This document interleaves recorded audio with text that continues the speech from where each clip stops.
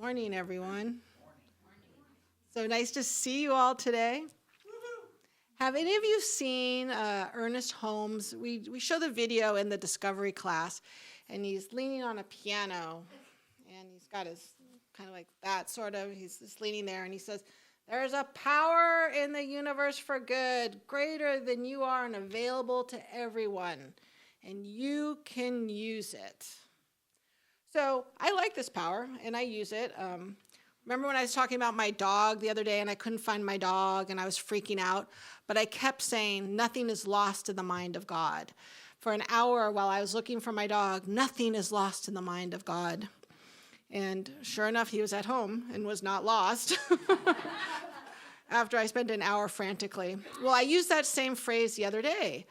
So with the time change, when I'm coaching tennis, I need both my sunglasses and my regular glasses because the sun goes down so early. So I had my regular glasses kind of tucked in my pocket, and I must have pulled out my cell phone, and somehow they went flying, and I looked everywhere around the tennis court and I couldn't find them. I went to the bathroom, and I thought I was going a little bit nuts for a minute because I literally took them off my head saying, oh, they might fall off. I'm going to make them safe in my pocket, and I put them in my pocket.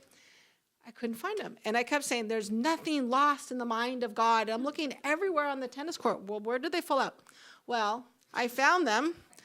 There's another story about the spare pair I went and got for my car, but that's a whole nother story. I found them in the crack of the tennis court underneath the net.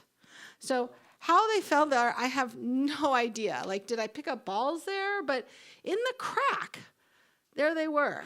So the power of the universe was nothing is lost in the mind of God. And sure enough, there were my glasses. My students were laughing at me because it was so funny how there they were. But there's also another power, is setting our intention.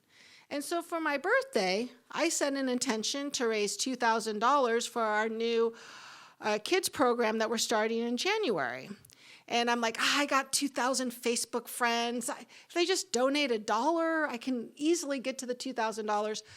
But the numbers weren't going up. And I'm like, I was at like $400 like 3 days before my birthday. And I think by the time my birthday was over, I was just a little over $1,000. I'm like, yes, but I set my intention for $2,000.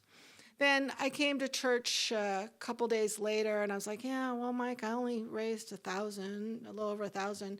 He's like, oh, someone called in here and did a large donation, so now I'm almost at $2,000. I was like, whoa, that's amazing, because I didn't think it was going to happen.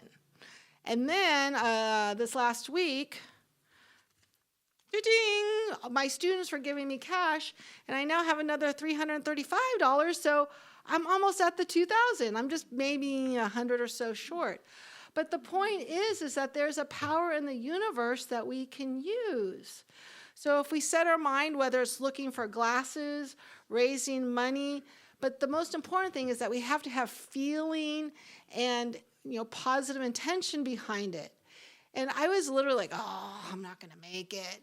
But I knew this is something I can raise the money for.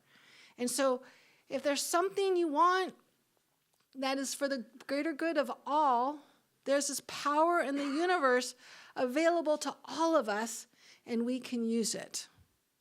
And so it is.